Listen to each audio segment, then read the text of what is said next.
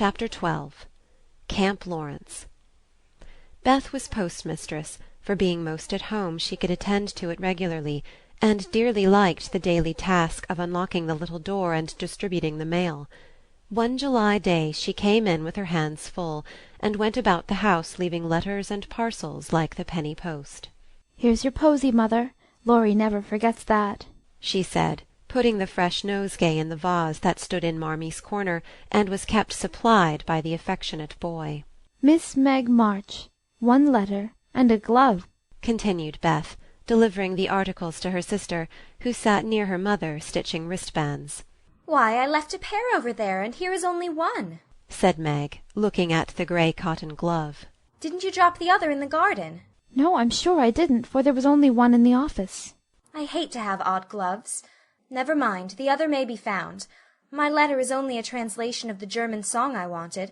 I think Mr. Brooke did it, for this isn't Laurie's writing." Mrs. March glanced at Meg, who was looking very pretty in her gingham morning gown, with the little curls blowing about her forehead, and very womanly, as she sat sewing at her little work-table, full of tidy white rolls, so unconscious of the thought in her mother's mind as she sewed and sang, while her fingers flew and her thoughts were busied with girlish fancies as innocent and fresh as the pansies in her belt, that Mrs. March smiled and was satisfied.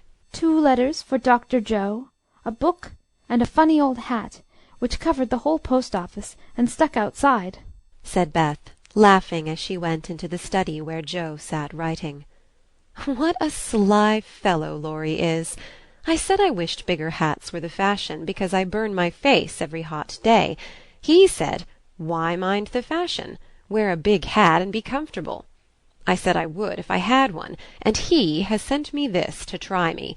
I'll wear it for fun, and show him I don't care for the fashion."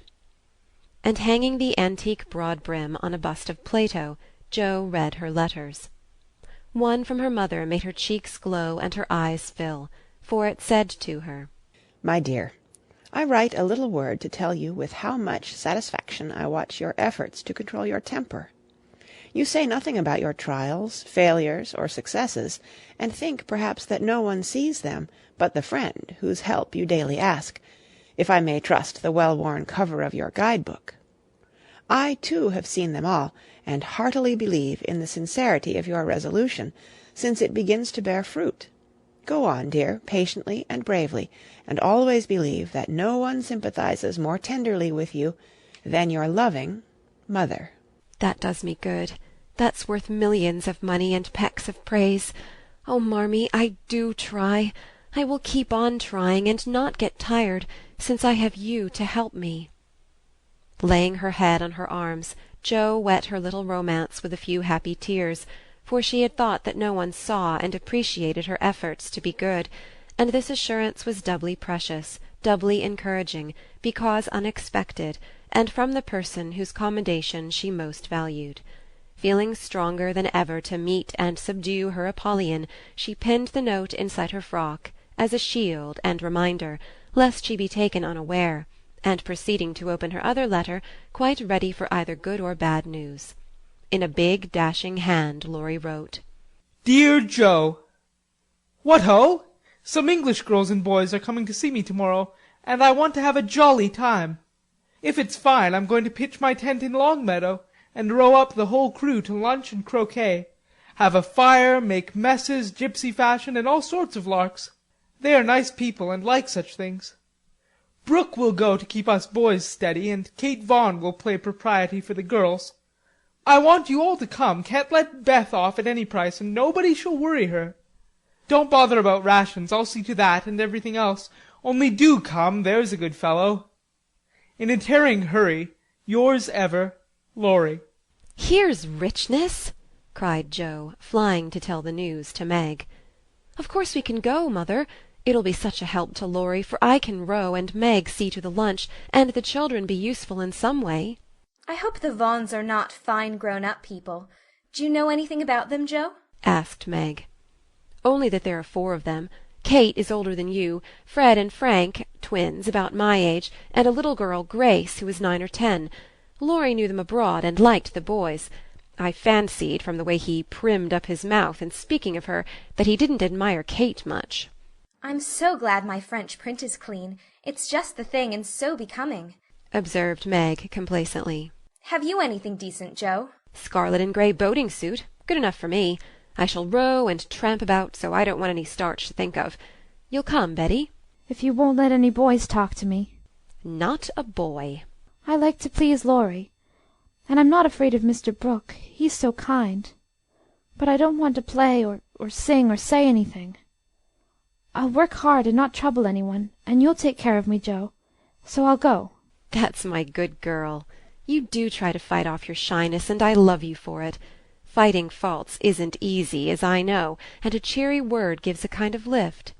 Thank you, mother." And Joe gave the thin cheek a grateful kiss, more precious to Mrs. March than if it had given back the rosy roundness of her youth.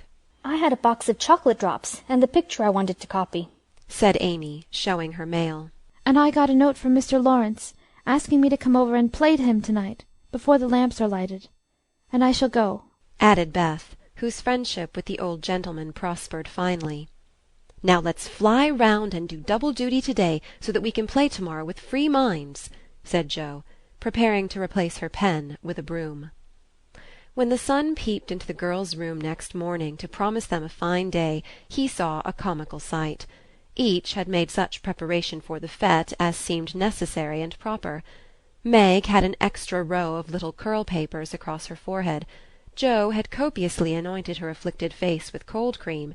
Beth had taken Joanna to bed with her to atone for the approaching separation, and Amy had capped the climax by putting a clothespin on her nose to uplift the offending feature. It was one of the kind artists use to hold the paper on their drawing-boards, therefore quite appropriate and effective for the purpose it was now being put. This funny spectacle appeared to amuse the son, for he burst out with such radiance that Joe woke up and roused her sisters by a hearty laugh at Amy's ornament. Sunshine and laughter were good omens for a pleasure party, and soon a lively bustle began in both houses. Beth, who was ready first, kept reporting what went on next door, and enlivened her sisters' toilets by frequent telegrams from the window. "There goes the man with the tent. I see Mrs. Barker doing up the lunch in a hamper and a great basket. Now Mr. Laurence is looking up at the sky and the weathercock. I wish he would go too. There's Laurie, looking like a sailor, nice boy. Oh, mercy me, here's a carriage full of people, a tall lady, a little girl, and 2 dreadful boys. One is lame, poor thing, he's got a crutch. Laurie didn't tell us that. Be quick, girls, it's getting late. Why, there's Ned Moffat, I do declare. Meg, isn't that the man who bowed to you one day when we were shopping?" "So it is. How queer that he should come. I thought he was at the mountains. There is Sally. I'm glad she got back in time. Am I all right, Joe?" cried Meg in a flutter. "A regular daisy. Hold up your dress and put your hat on straight. It looks sentimental tipped that way, and will fly off at the first puff. Now then, come on." "Oh, Joe, you are not going to wear that awful hat. It's too absurd. You shall not make a guy of yourself," remonstrated Meg, as Joe tied down with a red ribbon the broad-brimmed, old-fashioned leghorn Laurie had sent for a joke. "I just will, though, for it's capital, so shady, light, and big. It will make fun, and I don't mind being a guy if I'm comfortable." With that Joe marched straight away, and the rest followed, a bright little band of sisters, all looking their best in summer suits, with happy faces under jaunty hat-brims. Laurie ran to meet and present them to his friends in the most cordial manner. The lawn was the reception-room, and for several minutes a lively scene was enacted there. Meg was grateful to see that Miss Kate, though 20, was dressed with a simplicity which American girls would do well to imitate, and who was much flattered by Mr. Ned's assurances that he came especially to see her. Joe understood why Laurie primmed up his mouth when speaking of Kate, for that young lady had a stand-off, don't-touch-me air, which contrasted strongly with the free and easy demeanour of the other girls. Beth took an observation of the new boys, and decided that the lame one was not dreadful, but gentle and feeble, and she would be kind to him on that account. Amy found Grace a well-mannered, merry little person, and after staring dumbly at one another for a few minutes, they suddenly became good friends. Tents, lunch, and croquet utensils having been sent on beforehand, the party was soon embarked, and the 2 boats pushed off together, leaving Mr. Laurence waving his hat on the shore. Laurie and Joe rowed one boat, Mr. Brooke and Ned the other, while Fred Vaughan, the riotous twin, did his best to upset both by paddling about in a wherry like a disturbed water-bug. Joe's funny hat deserved a vote of thanks, for it was of general utility. It broke the ice in the beginning by producing a laugh. It created quite a refreshing breeze, flapping to and fro as she rowed, and would make an excellent umbrella for the whole party, if a shower came up, she said. Miss Kate decided that she was odd, but rather clever, and smiled upon her from afar.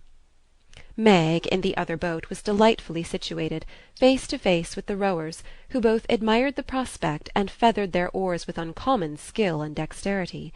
Mr. Brooke was a grave, silent young man, with handsome brown eyes and a pleasant voice. Meg liked his quiet manners, and considered him a walking encyclopaedia of useful knowledge. He never talked to her much, but he looked at her a good deal, and she felt sure that he did not regard her with aversion. Ned, being in college, of course put on all the airs which freshmen think it their bounden duty to assume. He was not very wise, but very good-natured, and altogether an excellent person to carry on a picnic. Sally Gardner was absorbed in keeping her white piqué dress clean, and chattering with the ubiquitous Fred, who kept Beth in constant terror by his pranks. It was not far to Longmeadow, but the tent was pitched and the wickets down by the time they arrived. A pleasant green field with 3 wide-spreading oaks in the middle, and a smooth strip of turf for croquet. "Welcome to Camp Laurence," said the young host, as they landed with exclamations of delight. "Brooke is commander-in-chief, I am commissary-general, the other fellows are staff officers, and you, ladies, are company. The tent is for your especial benefit, and that oak is your drawing-room. This is the mess-room, and the third is the camp kitchen. Now let's have a game before it gets hot, and then we'll see about dinner." Frank, Beth, Amy, and Grace sat down to watch the game played by the other 8. Mr. Brooke chose Meg, Kate, and Fred. Laurie took Sally, Joe, and Ned. The English played well, but the Americans played better, and contested every inch of the ground as strongly as if the spirit of '76 inspired them. Joe and Fred had several skirmishes, and once narrowly escaped high words. Joe was through the last wicket and had missed the stroke, which failure ruffled her a good deal. Fred was close behind her, and his turn came before hers.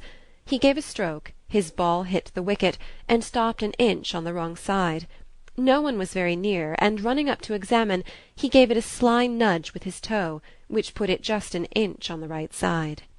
"I'm through. Now, Miss Joe, I'll settle you and get him first," cried the young gentleman, swinging his mallet for another blow. "You pushed it. I saw you. It's my turn now," said Joe sharply. "Upon my word, I didn't move it. It rolled a bit, perhaps, but that is allowed. So stand off, please, and let me have a go at the stake." "We don't cheat in America, but you can if you choose," said Joe angrily. "Yankees are a deal the most tricky, everybody knows. There you go," returned Fred, croqueting her ball far away. Joe opened her lips to say something rude, but checked herself in time, coloured up to her forehead, and stood a minute, hammering down a wicket with all her might, while Fred hit the stake and declared himself out with much exultation. She went off to get her ball, and was a long time finding it among the bushes, but she came back looking cool and quiet, and waited her turn patiently. It took several strokes to regain the place she had lost, and when she got there the other side had nearly won, for Kate's ball was the last but one, and lay near the stake. "By George, it's all up with us. Goodbye, Kate. Miss Joe owes me one, so you are finished," cried Fred excitedly, as they all drew near to see the finish. "Yankees have a trick of being generous to their enemies," said Joe, with a look that made the lad redden. "Especially when they beat them," she added, as, leaving Kate's ball untouched, she won the game by a clever stroke. Laurie threw up his hat, then remembered that it wouldn't do to exult over the defeat of his guests, and stopped in the middle of the cheer to whisper to his friend. "Good for you, Joe. He did cheat, I saw him. We can't tell him so, but he won't do it again, take my word for it." Meg drew her aside, under pretence of pinning up a loose braid, and said approvingly, "It was dreadfully provoking, but you kept your temper, and I'm so glad, Joe." "Don't praise me, Meg, for I could box his ears this minute. I should certainly have boiled over if I hadn't stayed among the nettles till I got my rage under control enough to hold my tongue. It's simmering now, so I hope he'll keep out of my way," returned Joe, biting her lips as she glowered at Fred from under her big hat. Time for lunch, said Mr. Brooke, looking at his watch. Commissary General, will you make the fire and get water, while Miss March, Miss Sally, and I spread the table? Who can make good coffee? Joe can, said Meg, glad to recommend her sister. So Joe, feeling that her late lessons in cookery were to do her honour, went to preside over the coffee-pot, while the children collected dry sticks, and the boys made a fire and got water from a spring near by. Miss Kate sketched, and Frank talked to Beth, who was making little mats of braided rushes to serve as plates. The commander-in-chief and his aides soon spread the tablecloth with an inviting array of eatables and drinkables, prettily decorated with green leaves. Joe announced that the coffee was ready, and everyone settled themselves to a hearty meal, for youth is seldom dyspeptic, and exercise develops wholesome appetites.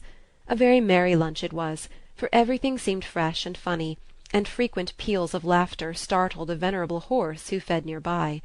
There was a pleasing inequality in the table, which produced many mishaps to cups and plates. Acorns dropped in the milk, little black ants partook of the refreshments without being invited, and fuzzy caterpillars swung down from the tree to see what was going on.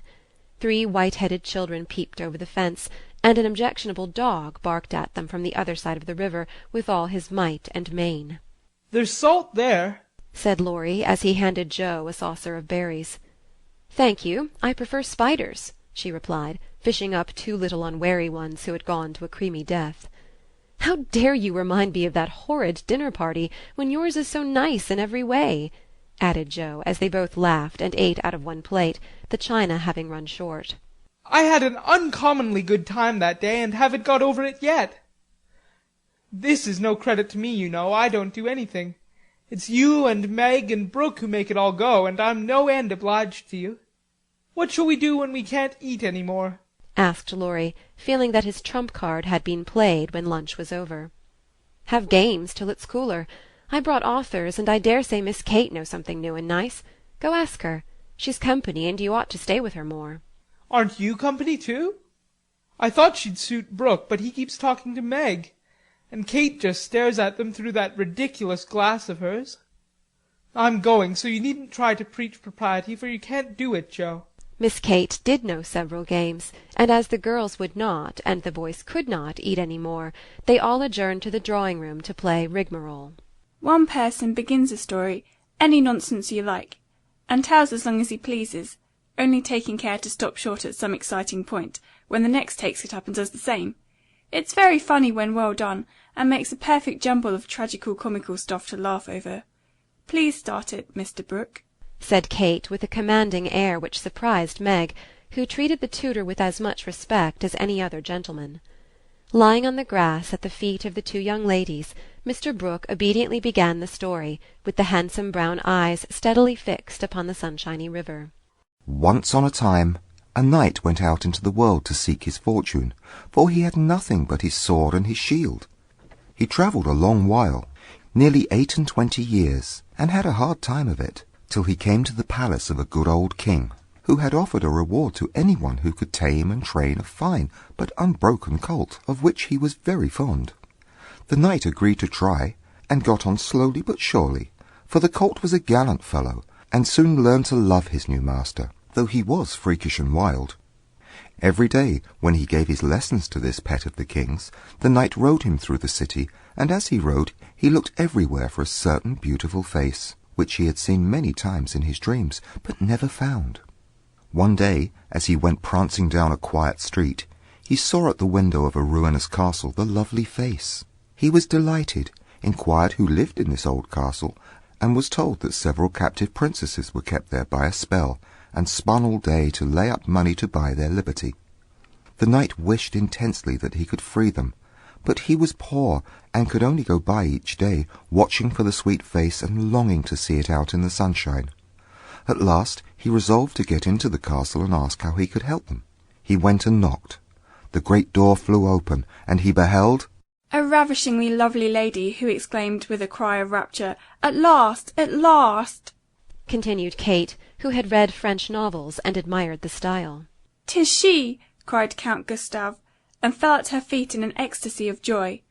"Oh, rise," she said, extending a hand of marble fairness. "Never, till you tell me how I may rescue you," swore the knight, still kneeling. "Alas! my cruel fate condemns me to remain here till my tyrant is destroyed." "Where is the villain?" "In the Mauve Salon. Go, brave heart, and save me from despair." "I obey, and return victorious or dead." With these thrilling words he rushed away, and flinging open the door of the Mauve Salon, was about to enter, when he received a stunning blow from the big Greek Lexan, which an old fellow in a black gown fired at him, said Ned.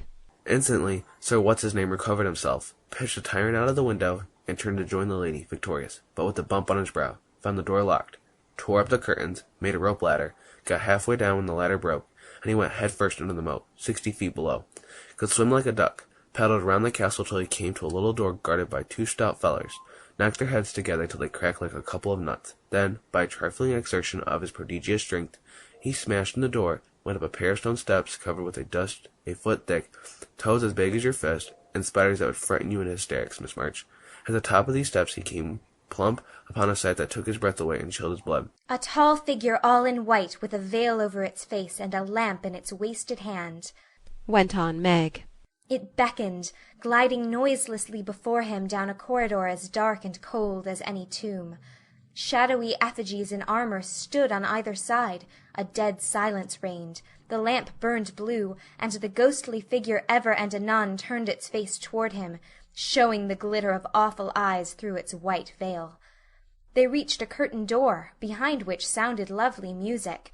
He sprang forward to enter, but the spectre plucked him back, and waved threateningly before him a snuff-box, said Joe, in a sepulchral tone which convulsed the audience. "Thank'ee," said the knight politely, as he took a pinch and sneezed 7 times so violently that his head fell off. "Ha! ha!"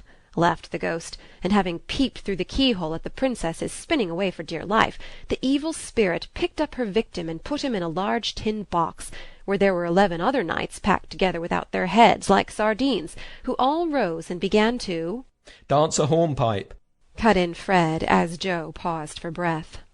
And as they danced, the rubbishy old castle turned to a man-of-war in full sail. "Up with the jib, reef the topsail halyards, helm hard a-lee, and man the guns," roared the captain, as a Portuguese pirate hove in sight, with a flag black as ink flying from her foremast. "Go in and win, my hearties," says the captain, and a tremendous fight began. Of course the British beat, they always do. "No, they don't," cried Joe aside. Having taken the pirate captain prisoner, sailed slap over the schooner whose decks were piled high with dead, and whose lee scuppers ran blood, for the order had been "Cut lasses and die hard. Boatswain's mate, take a bite of the flying jib sheet, and start this villain if he doesn't confess his sins double quick," said the British captain. The Portuguese held his tongue like a brick and walked the plank, while the jolly tars cheered like mad. But the sly dog dived, came up under the man-of-war, scuttled her, and down she went, with all sail set, to the bottom of the sea, where— "Oh, gracious! What shall I say?" cried Sally, as Fred ended his rigmarole, in which he had jumbled together pell-mell nautical phrases and facts out of one of his favourite books. "Well, they went to the bottom, and a nice mermaid welcomed them, but was much grieved on finding the box of headless knights, and kindly pickled them in brine, hoping to discover the mystery about them, for, being a woman, she was curious. By and by, a diver came down, and the mermaid said, 'I'll give you a box of pearls if you take it up,' for she wanted to restore the poor things to life, and couldn't raise the heavy load herself. So the diver hoisted it up, and was much disappointed on opening it to find no pearls. He left it in a great lonely field, where it was found by a little goose girl who kept 100 fat geese in the field," said Amy, when Sally's invention gave out. "The little girl was sorry for them, and asked an old woman what she should do to help them. 'Your geese will tell you. They know everything,' said the old woman. So she asked what she should use for new heads, since the old ones were lost, and all the geese opened their 100 mouths and screamed, 'Cabbages,' continued Laurie promptly. "Just the thing," said the girl, and ran to get 12 fine ones from her garden. She put them on, the knights revived at once, thanked her, and went on their way rejoicing, never knowing the difference, for there were so many other heads like them in the world that no one thought anything of it. The knight in whom I'm interested went back to find the pretty face, and learned that the princesses had spun themselves free and all gone and married but one. He was in a great state of mind at that, and mounting the colt, who stood by him through thick and thin, rushed to the castle to see what was left. Peeping over the hedge, he saw the queen of his affections picking flowers in her garden. "Will you give me a rose?" said he. "You must come and get it, I can't come to you, it isn't proper," said she, as sweet as honey. He tried to climb over the hedge, but it seemed to grow higher and higher. Then he tried to push through, but it grew thicker and thicker, and he was in despair. So he patiently broke twig after twig, till he had made a little hole through which he peeped, saying imploringly, "Let me in, let me in." But the pretty princess did not seem to understand, for she picked her roses quietly and left him to fight his way in. Whether or not he did, Frank will tell you. "I can't. I'm not playing. I never do," said Frank, dismayed at the sentimental predicament out of which he was to rescue the absurd couple. Beth had disappeared behind Joe, and Grace was asleep. So the poor knight is to be left sticking in the hedge, is he? asked Mr. Brooke, still watching the river and playing with the wild rose in his buttonhole. "I guess the princess gave him a posy and opened the gate after a while," said Laurie, smiling to himself as he threw acorns at his tutor. "What a piece of nonsense we have made! With practice we might do something quite clever. Do you know truth?" I hope so, said Meg soberly. "The game, I mean." "What is it?" said Fred. "Why, you pile up your hands, choose a number, and draw out in turn, and the person who draws at the number has to answer truly any question put by the rest. It's great fun." "Let's try it," said Joe, who liked new experiments. Miss Kate and Mr. Brooke, Meg and Ned declined, but Fred, Sally, Joe, and Laurie piled and drew, and the lot fell to Laurie. "Who are your heroes?" asked Joe. "Grandfather and Napoleon," Which lady here do you think the prettiest? said Sally. "Margaret." "Which do you like best?" from Fred. "Joe, of course." "What silly questions you ask!" And Joe gave a disdainful shrug as the rest laughed at Laurie's matter-of-fact tone. "Try again. Truth isn't a bad game," said Fred. "It's a very good one for you," retorted Joe in a low voice. Her turn came next. "What is your greatest fault?" asked Fred, by way of testing in her the virtue he lacked himself. "A quick temper." "What do you most wish for?" said Laurie.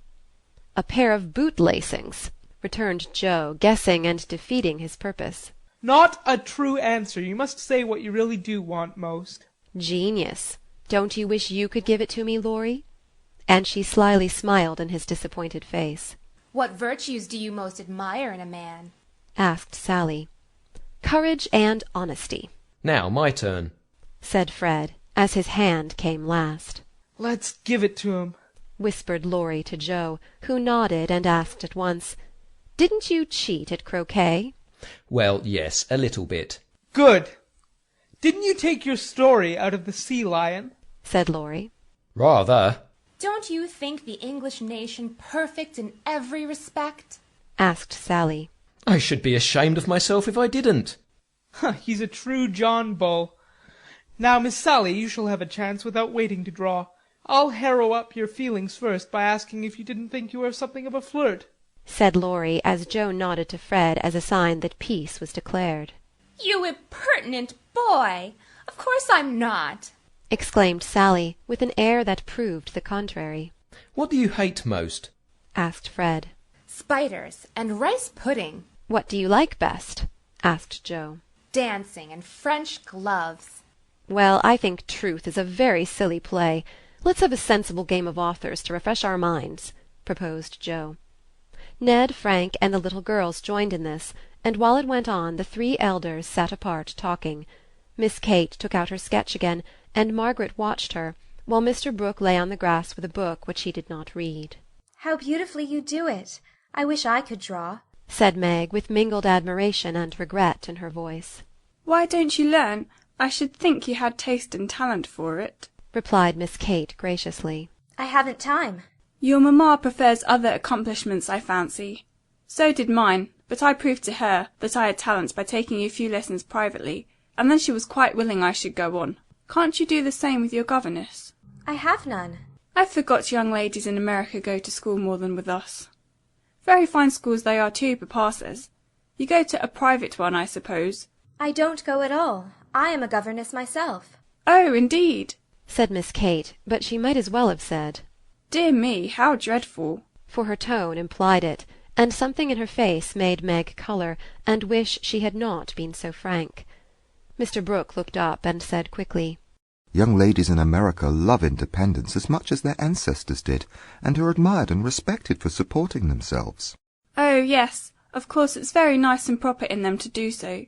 We have many most respectable and worthy young women who do the same, and are employed by the nobility, because, being the daughters of gentlemen, they are both well bred and accomplished, you know, said Miss Kate in a patronizing tone that hurt Meg's pride, and made her work seem not only more distasteful, but degrading. Did the German song suit, Miss March? inquired Mr. Brooke, breaking an awkward pause. Oh, yes, it was very sweet, and I'm much obliged to whoever translated it for me. And Meg's downcast face brightened as she spoke. Don't you read German? asked Miss Kate with a look of surprise. Not very well. My father who taught me is away, and I don't get on very fast alone, for I've no one to correct my pronunciation. Try a little now. Here is Schiller's Mary Stuart, and a tutor who loves to teach. And Mr. Brooke laid his book on her lap with an inviting smile. It's so hard I'm afraid to try, said Meg, grateful, but bashful in the presence of the accomplished young lady beside her. I'll read a bit to encourage you. And Miss Kate read one of the most beautiful passages in a perfectly correct but perfectly expressionless manner. Mr. Brooke made no comment as she returned the book to Meg, who said innocently, I thought it was poetry. Some of it is. Try this passage. There was a queer smile about Mr. Brooke's mouth as he opened at poor Mary's lament. Meg, obediently following the long grass-blade which her new tutor used to point with, read slowly and timidly, unconsciously making poetry of the hard words by the soft intonation of her musical voice. Down the page went the green guide, and presently, forgetting her listener in the beauty of the sad scene, Meg read as if alone, giving a little touch of tragedy to the words of the unhappy queen. If she had seen the brown eyes then, she would have stopped short, but she never looked up, and the lesson was not spoiled for her. Very well indeed, said Mr. Brooke as she paused, quite ignoring her many mistakes, and looking as if he did indeed love to teach. Miss Kate put up her glass, and having taken a survey of the little tableau before her, shut her sketch-book, saying with condescension, You've a nice accent, and in time will be a clever reader. I advise you to learn, for German is a valuable accomplishment to teachers. Oh, I must look after Grace, she is romping. And Miss Kate strolled away, adding to herself with a shrug, I didn't come to chaperone a governess, though she is young and pretty. What odd people these Yankees are. I'm afraid Laurie will be quite spoiled among them. I forgot that English people rather turn up their noses at governesses and don't treat them as we do, said Meg, looking after the retreating figure with an annoyed expression. Tutors also have rather a hard time of it there, as I know to my sorrow. There's no place like America for us workers, Miss Margaret. And Mr. Brooke looked so contented and cheerful that Meg was ashamed to lament her hard lot. I'm glad I live in it then. I don't like my work, but I get a good deal of satisfaction out of it after all, so I won't complain. I only wish I liked teaching as you do. I think you would if you had Laurie for a pupil. I shall be very sorry to lose him next year, said Mr. Brooke, busily punching holes in the turf. Going to college, I suppose? Meg's lips asked the question, but her eyes added, And what becomes of you? Yes, it's high time he went, for he is ready, and as soon as he is off I shall turn soldier. I am needed. I am glad of that, exclaimed Meg.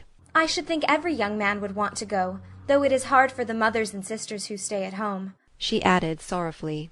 I have neither, and very few friends to care whether I live or die, said Mr. Brooke rather bitterly as he absently put the dead rose in the hole he had made and covered it up, like a little grave. Laurie and his grandfather would care a great deal, and we should all be very sorry to have any harm happen to you, said Meg heartily. Thank you, that sounds pleasant, began Mr. Brooke, looking cheerful again, but before he could finish his speech, Ned, mounted on the old horse, came lumbering up to display his equestrian skill before the young ladies, and there was no more quiet that day. "Don't you love to ride?" asked Grace of Amy as they stood resting after a race round the field with the others, led by Ned. I dote upon it.